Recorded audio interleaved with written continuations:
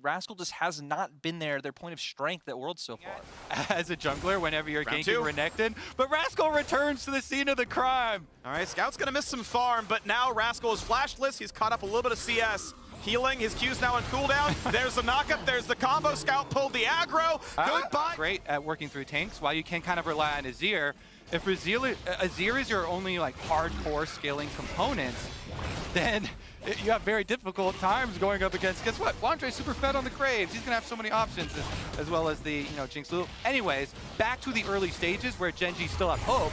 If they can get Rift-Tailed and push us ahead, this is what's happening in top lane, right? All the map is connected. Flandre able to play very self-sufficiently.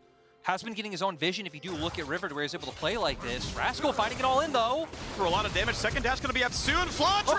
Oh, Rascal! He was first blooded, he was camped, and to make sure he'd be able to finish that one off.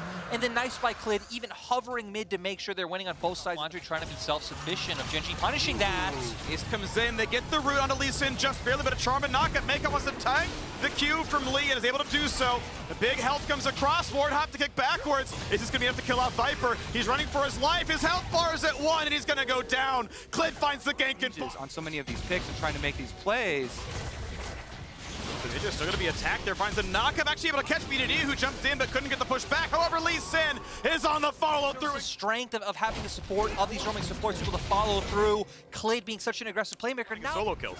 And now we're going to be looking at top side of the map. EDG, of course, did just elect to give up bot lane to make their way up towards Rift Herald first. If Gen.G had been a bit closer, I think they could have looked at posture and buy time, but EDG so early on this objective, they're not going to. For Gen.G now, I think you just look towards bottom side, put vision down, and just keep up the dragon stacking game. Tri-brush ward, then you can overcommit to a side of the map and force your opponents to answer the hard push of the Herald, but it is a really good pick here. Good play by JJ, but still rooted in place. He's gonna get kicked, then killed. Well done by Clid. Best he could do was to ult through the charm. Still gets knocked down. It's gonna With the Jhin ultimate opening up again, Clid finds another. 3 kills for him. Scoot back on a scout. Ruler lands the snipe, lands the kill. It just keeps happening. This game belongs to Gen.G. Great point. And the way that they do push it ahead for Gen.G is now that you do have all this priority with pushed in on side lanes and teleport very deep. They're going for the pick on the Renekton. Yeah. They know he's isolated. They know he's away from the rest of the team. So Rascal going to be attacked and shut down. 500 gold. Hot side of the map.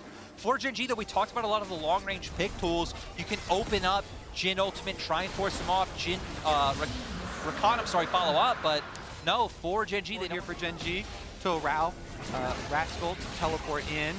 Life is looking. They're looking. They're going to find the knockup. Is it enough to kill BDD? Clid force back as well. Jinja so incredibly low. They get the Lulu ulti. Viper can take some of it. He's going to run his way out. Is this going to be a play?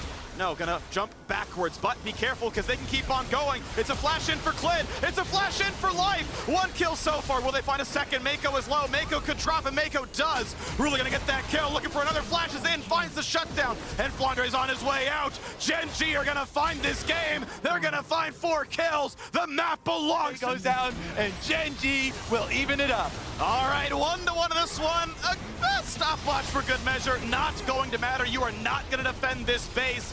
The Nexus turrets will fall. The respawns come in. A dunk for Gen.G to buy a little bit of time. Flashing away to safety. Rascal gonna take out this turret for a while. The rocket might land for a bit of damage. And maybe, just maybe, the Nexus won't fall. Are there gonna be a little bit more to play in this game? Looks like yes. The tricky might go for the Baron Rush. Now Clid did stay on the map, but that means he hasn't spent since the last team fight. So it's a little bit more than normal. TP in, they're gonna rush us down. Clid. It's gonna be a smite fight. It's gonna be a smite fight. Is Clid gonna get it? Clid. He is. You gotta be kidding me. It just keeps happening, and we're gonna have a whole bunch of kills. It's Flandre running for the hills. A Realm Warp brings 2 to safety, but they're gonna pick up every single one they can. Okay, it's gonna be BDD putting a stopwatch. It's gonna be 3 shots for a minute, but BDD stays alive. Scout and Mako doing the best they can. Flandre cannot lifesteal enough. Ruler keeps finding the kills. Then a stopwatch buys another couple of seconds. A flash of safety will not bring Mako back to life. Ruler gets another, and that's gonna be the ace. This time it is Gen.G finding the kills. Clid does not miss smites, and game 2 is gonna go to Gen.G. Amazing to see from the early game coming out from Gen.G, especially Clid. It felt like he was everywhere he needed to be. Colby, you kept talking about the outplays.